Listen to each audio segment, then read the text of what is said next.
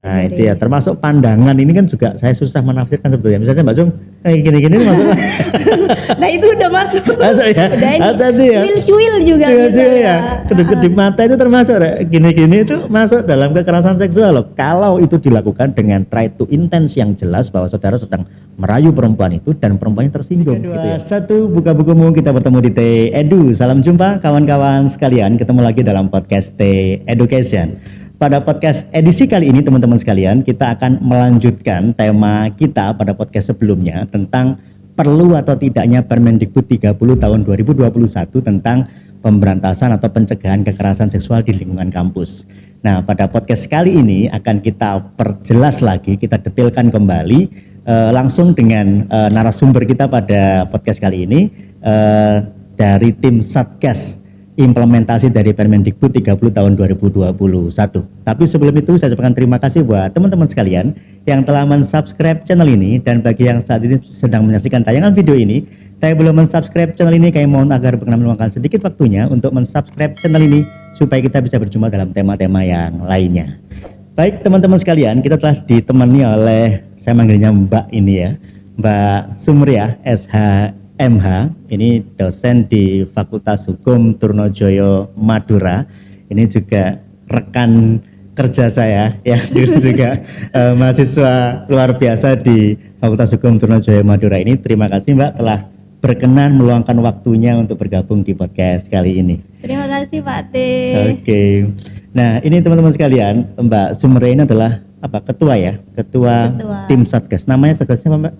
Satgas Trunojoyo TCC Krisis Center, Trunojoyo Krisis Center. Trunojoyo Krisis Center yang merupakan implementasi ya dari adanya Permendikbud 30 tahun 2021 tentang pencegahan kekerasan seksual di lingkungan kampus.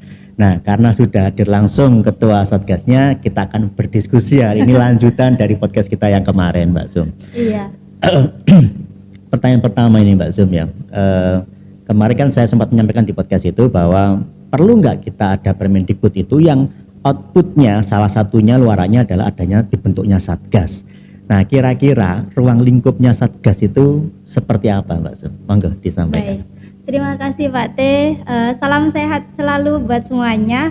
Jadi ruang lingkup Satgas itu dilakukan oleh baik itu tendik, mahasiswa ataupun dosen ataupun warga UTM yang ruang lingkupnya ada di UTM. Tapi kalau kita sebagai dosen kan ada pengabdian, ada penelitian. Jadi apabila kita berinteraksi dengan masyarakat, misal nih saya melakukan pengabdian, kemudian saya melakukan pelecehan dengan masyarakat ketika saya melakukan penelitian atau pengabdian itu masuk dalam lingkupnya ya. Lingkup dari Satgas UTM. Oke. Termasuk misalnya mahasiswa kita lagi KKN, misalnya ya, lagi KKN di suatu tempat, kemudian ada kalau ada warga dari luar yang melakukan kekerasan seksual terhadap warga kita atau mahasiswa kita, itu masuk lingkupnya Satgas atau tidak? Masuk. Masuk juga ya. Iya. Jadi di sini korban dan pelaku itu adalah warga UTM. Bisa mahasiswa, tendik, dosen dan juga warga UTM yang lain. Oke. Jadi sepanjang itu merupakan sivitas akademika ya, lingkungan kampus, baik dosen, baik tendik, tenaga kependidikan ya, atau mahasiswa di dalam kampus, apa di luar kampus, apalagi di dalam kampus ya, yang melakukan beberapa perbuatan yang dikategorikan sebagai kekerasan, nanti kita akan bahas itu dapat menjadi ruang lingkup, jadi wilayahnya Satgas ya, untuk dilakukan proses pemeriksaan atau apa namanya Mbak?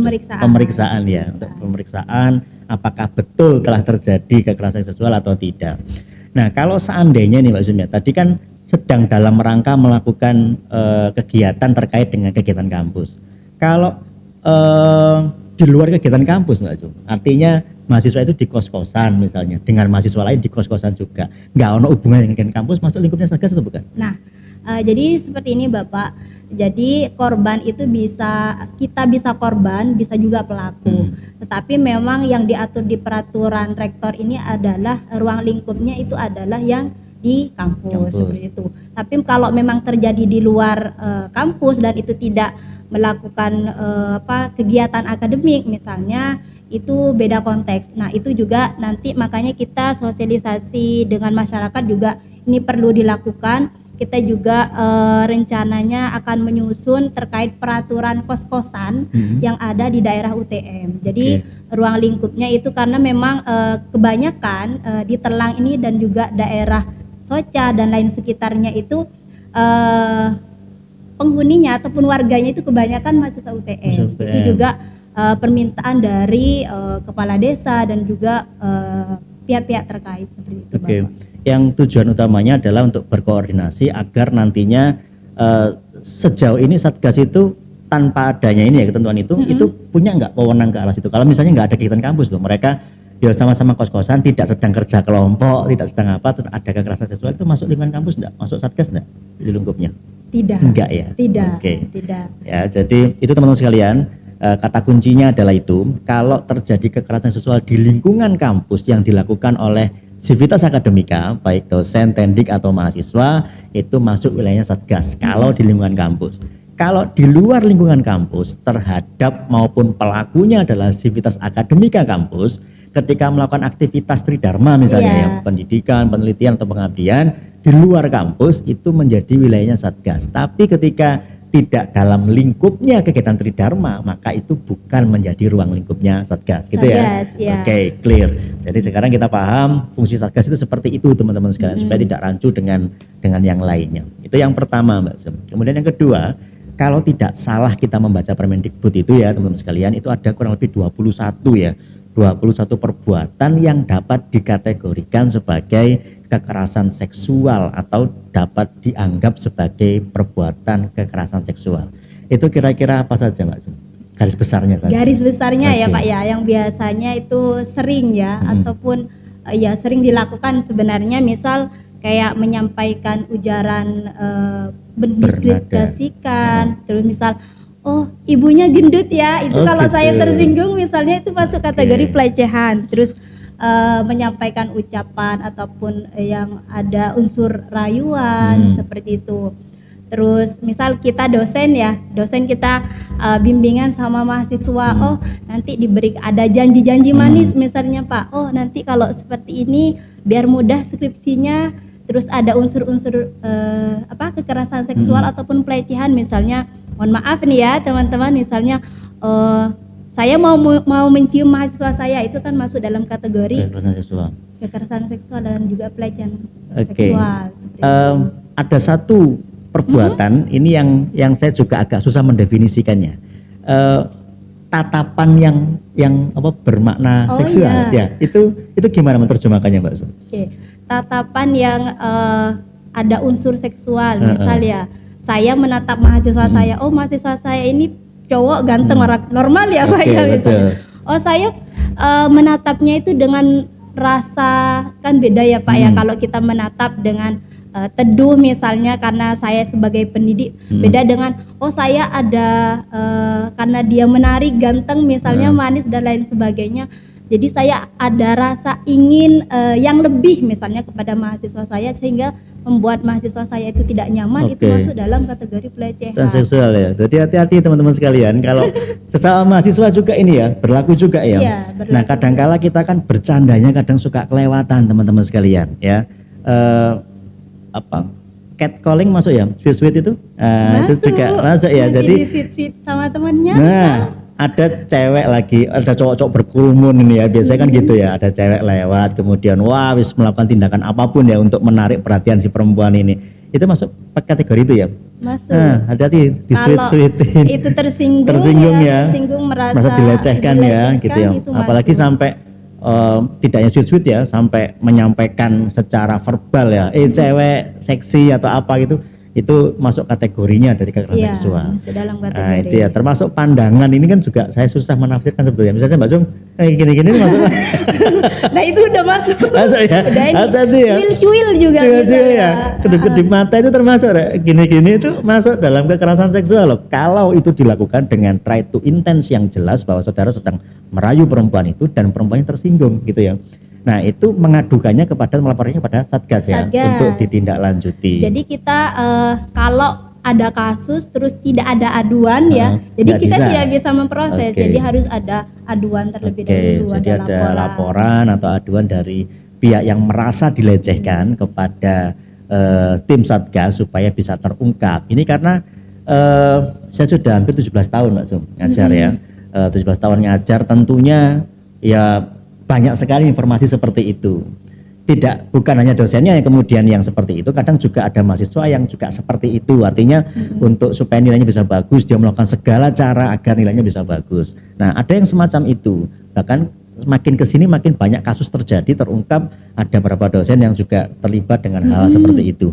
Nah, ini supaya jadi edukasi juga buat teman-teman sekalian bahwa speak up itu penting ya, karena mungkin kita malu, karena mungkin kita merasa apa, jangan khawatir, di tim Satgas ini lengkap, tidak hanya orang hukum tapi ada psikolog juga ada psikolog, ada dari pendidikan. Dari pendidikan juga dan lain sebagainya, sehingga rahasianya terjamin ya, terjaga. Prinsip kita itu menjaga kerahasiaan dari korban dan juga saksi. Saksi ya, jadi jangan khawatir, akan tetap dilindungi baik korban maupun si saksi dan pelapornya, supaya tetap terungkap dan kampus kita menjadi nyaman sebagai tempat belajar bersama teman-teman sekalian. Nah, ada lagi perbuatan lain yang dikategorikan yang mungkin sering terjadi tapi kita nggak sadar bahwa itu merupakan bagian dari kekerasan seksual itu. Misal mengirim foto ya, foto ataupun video yang berbau seksual. Misalnya saya mengirim foto yang berbau seksual kepada mahasiswa saya ya, meskipun misal mahasiswa saya tuh menolak ya, jangan misalnya. Kalau seumpamanya berarti di situ kan tidak ada izin ya, tidak ada persetujuan, itu juga masuk dalam kekerasan seksual. Dan ini juga korban ataupun pelaku bisa saja itu dari semua loh, bisa saja dari dosen ya, kasus-kasus yang beredar kan ada yang dari dosen, ada juga mahasiswa. Makanya pada teman-teman semua hati-hati ya, hati-hati karena memang apalagi sekarang di dunia yang media sosialnya ini ya, di IG, WA sekarang sudah ini ngirim-ngirim konten yang nggak jelas. Kalau saya misalnya tersinggung, nge-share konten yang menurut kita lucu, tapi ternyata menurut si yang kita kirim itu tersinggung. Nah, itu juga menjadi concern dari Satgas ini teman-teman sekalian. Nah, tadi kan disampaikan ada dosen, tendik, kemudian mahasiswa ya. Di luar itu Mbak, security misalnya, atau cleaning service atau OB itu masuk lingkupnya sini atau tidak? Itu masuk. Masuk juga ya? Itu masuk warga UTM. Warga UTM ya. Jadi lingkungan kampus teman-teman sekalian, termasuk security kalau memang ada dugaan pelanggaran di situ ya, atau cleaning service, itu juga masuk merupakan lingkupnya bagian dari civitas akademika ya, sehingga itu pun dapat dilaporkan atau diproses oleh tim Satgas teman-teman sekalian ya. Itu yang berikutnya Mbak Sub. Nah, ini pertanyaan saya yang kemarin sempat saya bahas di podcast itu. Kalau dulu ya, sebelum ada tim Satgas, sebelum ada Permendikbud, itu kan ada tata perilaku kehidupan kampus ya. Setiap kampus saya pikir punya yang namanya etika perilaku, itu pasti punya. Nah, kalau dulu itu ketika ada orang melakukan pelanggaran apapun ya, mau akademik maupun non akademik ya, termasuk seksual, itu diproses di tata etika itu, yang ujung-ujungnya biasanya di DO ya, kemudian bisa juga itu dilaporkan ke APH atau penegak hukum. Nah, kalau dalam kasus kekerasan seksual ini Mbak Zum, batasannya ya antara ini lingkupnya Satgas dan ini lingkupnya APH itu ada di mana Mbak Zum? Terima kasih.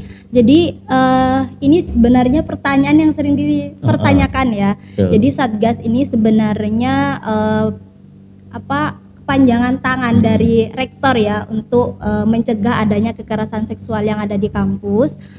Untuk ruang lingkupnya, jadi Satgas itu mengenai sanksi administratif. Administratif ya. Jadi ada sanksi ringan, ada yang menengah, ada yang berat. Dan juga nanti kalau memang setelah ada laporan, terus kita adakan pemeriksaan dan terbukti misal si A ini melakukan pelecehan seksual, jadi kita identifikasi dulu dari baik itu terlapor, terus ada juga dari korbannya, terus saksinya kita identifikasi, kita tanyakan ini benar apa tidak, buktinya sudah mendukung apa tidak. Baru kalau seumpamanya itu sudah merujuk pada si A ini sudah melakukan perbuatan pelecehan kepada si B misalnya, itu baru kita memberikan rekomendasi apakah ini masuk dalam kategori nanti sanksinya itu sedang ya, menengah ataupun berat, dan itu nanti kita berikan rekomendasinya kepada rektor, dan di situ rektor juga mempunyai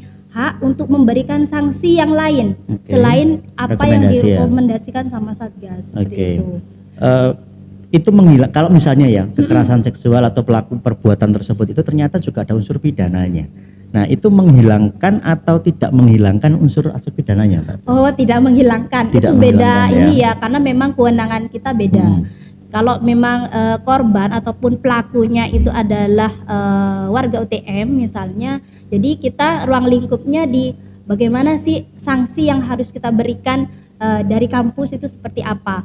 Kalau memang itu sudah larinya pada tindak pidana ya Pak ya, itu sudah kembali kepada aparat penegak hukum gitu ya. Berwajib. Jadi berjalan bersama-sama memungkinkan ya, tidak menghilangkan aspek pidananya. Nah, ini yang kemudian terjawab yang kita bayangkan kemarin itu teman-teman sekalian, ini jangan-jangan kok malah menghilangkan pidananya. Tidak nah, sama kalau sekali. Menghilangkan, saya nggak setuju. Nah, saya kemarin menyampaikan seperti itu di podcast saya, tapi ternyata disampaikan oleh Mbak Sum selaku anggota atau ketua dari Satgas ini menyatakan bahwa itu nggak menghilangkan pidananya ya. Ini pidana tetap berjalan diproses, ini terkait administratif dia sebagai warga kampus itu yang diproses oleh Satgas, yang ujungnya berupa rekomendasi, baik itu sanksinya bisa ringan, sedang ataupun berat. Dan rektor juga bisa memiliki sanksi yang lain ya yang bisa dijatuhkan. Misalnya rektor berpikir kayak kok terlalu ringan ini sanksinya, rekomendasinya tak tambahi lagi. Nah, itu memungkinkan ya seperti itu ya. Memungkinkan seperti itu. Oke, teman-teman sekalian ya. Jadi terbayang ya hari ini ya. Jadi kemarin saya menjanjikan akan mengundang salah satu narasumber yang berkaitan langsung dengan Permendikbud 30 ini, dan sudah saya tepati janji saya dengan mengundang ketua tim Satgasnya, dan terjawab sudah bahwa ruang lingkupnya tadi dijelaskan ada lingkupnya, kemudian perbuatannya sudah dijelaskan dan diuraikan juga, dan terakhir tentang kewenangannya juga sudah dijelaskan bahwa ada pemisahan yang sangat tegas antara Satgas dengan APH. Jadi jangan khawatir, Satgas ini dibentuk tujuan utamanya adalah supaya warga kampus itu merasa nyaman dan aman ya ketika melakukan proses pembelajaran, bukan untuk melindungi pelaku maupun melindungi mengekspos korban dan lain sebagainya, bukan untuk itu teman-teman sekalian. Mungkin ada yang disampaikan Mbak Zum terkait dengan sosialisasi singkat mungkin tentang Satgas ini supaya teman-teman bisa paham lebih detail lagi selain yang saya sampaikan tadi. Terima kasih Pak T. Jadi sebenarnya tim Satgas secara khusus belum launching ya Pak ya sosialisasinya. Jadi ini perdana ada di channelnya Pak T. Jadi perlu saya jelaskan kembali. Jadi kewenangan Satgas itu kita melakukan pendampingan, kita juga melakukan perlindungan, pengenaan sanksi administratif dan juga pemulihan korban. Nah, karena memang dampak dari adanya pelecehan dan juga kekerasan seksual ini bukan hanya mengakibatkan trauma kepada korban, bisa saja kepada temannya, keluarganya, dan juga orang-orang yang dekat dengan si korban seperti itu. Harapannya dengan adanya peraturan rektor ini terkait pencegahan dan penanganan kekerasan seksual di UTM, kampus kita tercinta ini dirasa bebas dari hal-hal yang demikian, tidak ada unsur-unsur kekerasan seksual di dalamnya, sehingga mahasiswa kita, warga UTM khususnya itu bisa melaksanakan aktivitasnya itu secara aman dan nyaman tentunya, seperti itu Bapak. Terima kasih. Satu terakhir nih Mbak Sum, mumpung saya ingat, walaupun ini agak keluar konteks ya, perdebatan yang paling banyak disampaikan oleh netizen terkait dengan Permendikbud itu adalah kata persetujuan ya. Saya punya pendapat sendiri nih, tapi saya juga ingin tahu menurut pendapatnya dari Satgas seperti apa. Itu kan ada makna tanpa persetujuan ya, sehingga orang menafsirkannya a contrario. Berarti kalau dengan persetujuan itu boleh, seolah-olah dengan Permendikbud itu seolah-olah itu melegalkan yang namanya seks bebas atau perbuatan asusila di lingkungan kampus. Menurut Mbak Sum, pandangan seperti itu seperti apa? Jadi tanpa persetujuan ya. Jadi memang netizen itu ini ya Pak ya. Jadi kayaknya mengurek-ngurek kelemahan dari Permendikbud. Padahal kita sudah tahu ya, kalau kita melakukan hubungan seks misalnya ataupun kita melakukan hubungan di luar perkawinan ya, seks bebas itu kan secara hukum adat, hukum positif kita, agama kita kan itu sudah jelas-jelas dilarang. Jadi itu sudah menjadi menjadi pengetahuan kita dan juga kesadaran kita untuk tidak melakukan itu. Dan saya juga sangat mendukung dengan adanya peraturan Permendikbud ini.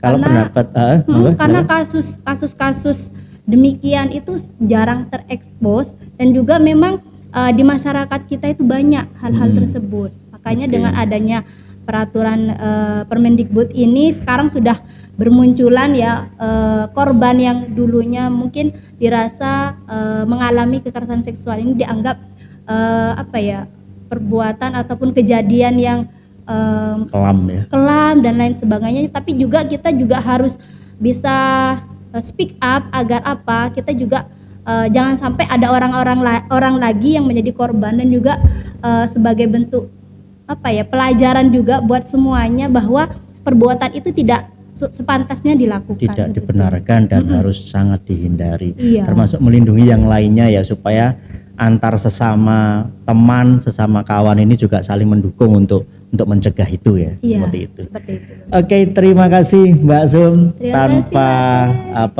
Tanpa dirasa ya, diskusi kita sudah 20 menit lebih hari ini.